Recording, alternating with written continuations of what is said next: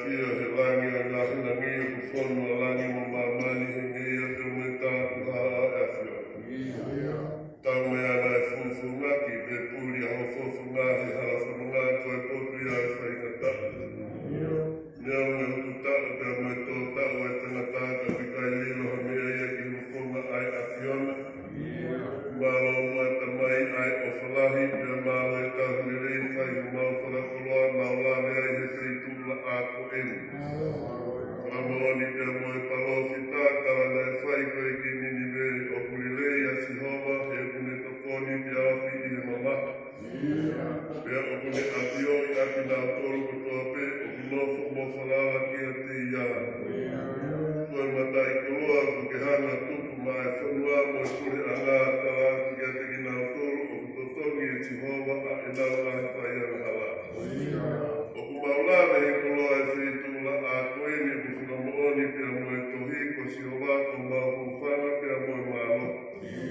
Pia oku tokoni lahi, pia oku ne ilo a tio i anea kotoa pe univesi o kumau iai. Tama amanake mamai a sisu ne kawa ko na ne tawa ki ne kawa ko o ka whau pe ofa e tamai ki a te ki mau tolu. O pe e ku ofa ki a te ki mau tolu. Mo no ko maa ki e ku ofa. Koe matai koloa e loku lelei na e haere mai mo ia e na e whakawhihu ia he tō tangata pia mo e tangata. Ai whakatupunga nā ki haere mai ai ki loto māmani te nā ki hanga whakafō mai he tia si. Ho hua whāka mo himoa ka maru anga ia e karisitiani katoa pe. Mālo mua tamai ai o whalahi te mālo e whakakoloa ko maulave ai he whetula a koenu. Koe ahoia nā tau ki hoko he nā ke tūtuunia mea katoa pe he univesi o kumau iai. Ia mōni ho tau walovalo nai whai ke tūna whanata mo ki nau tolu nai muiaki ai a Fiona. E iai pe taini mo e kuonga e ala mai nima ai tangata o hiki au ki olunga. Ka te uhana o whaki e turi ke whao mamani ke whakamahino ku taha me i ho o wha. Mālo mo e tamai ai o whalahi te tau mai ana kuri ai whitula a koe.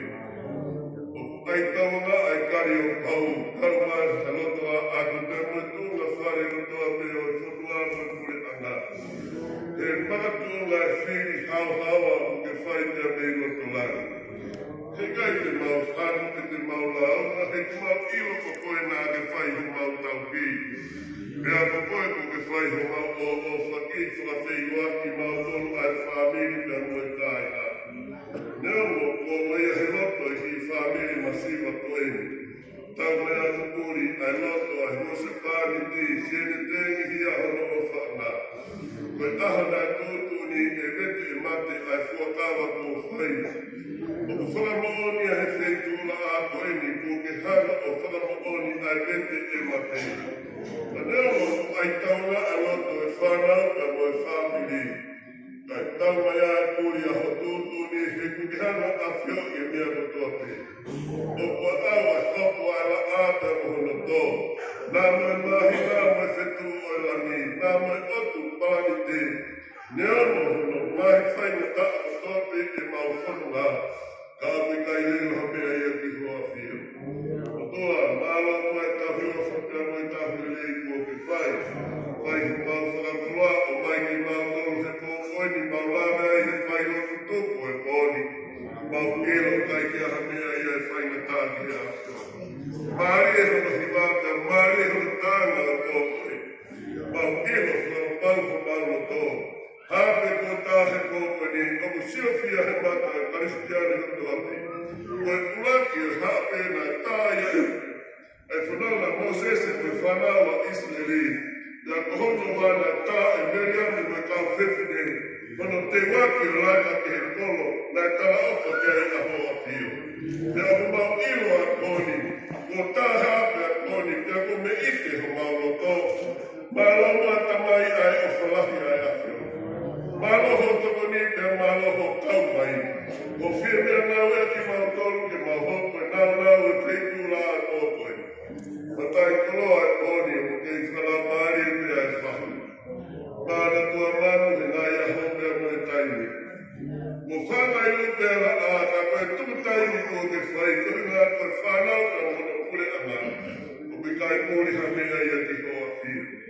mau korea tu hanahi ako, whai merani ka nato kanitia mohona maloi. Maro ke sa kolore leite aho kaunana ko ke hana ui te tiaki koe. Matua ofa e fita mana tua koe ho kaunana. Tau mea ako kuri ai family, ku ai tauna ai family. Au nau ilo whaka pau, o wa aua kure ia e mau whanonga he mana koe. Matai koroa o whatua ke whai mana tua ui tau, o whatua ia hala mana tua si whanau paia. Koe moka puna ki nā koro ko tēni hia ko koe ni mau hana atu mea me o whalahe tau i ko ke whai. Maro moa anu kei whakoroa riri te uru motua, si tu he whatu nia te moe la kara. Maro ke whare siu, maro kei whakoroa me ari pāte, hape ni nā koro mana tua ri sār. Hape te rita, maro ai tūna tāma iki ko nā kūkōkō ki nāra ka koe whatu nia ko e tia whiri. Matai koroa pāta mai, ai pōwhakasi e le kai na loto o whiti tā. Maro ke whalau maari te hoko iki. Mana tua koe mei roka lani, whakatoroa tua ke whai nāsi a ke tau whunua.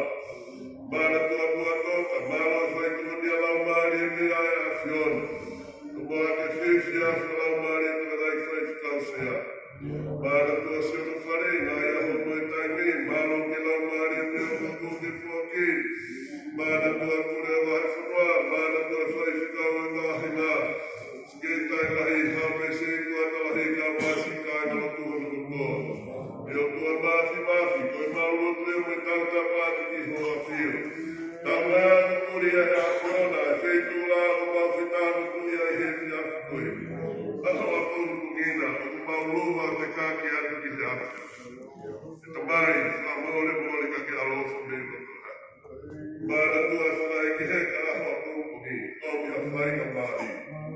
Tōku ke lāngi ia te hokauna ngāhi rei kotoa me ai awhia. Tōku ke lāngi ia te arutou ka masi whanau ka moe whamiri. Tōku ke lāngi ia e whahu ka moe whatami e kāwhakapa a tō koini. Eo tua, a mole halala whanongana ko ke tau whanau e mo koe. Tua nā ke māwai mo ki mautoru na haha maungai tangata. Mautoru ki lāna kore mālo i utoa te ia ka laisa e alo. Oi, Marta, vai dar boa!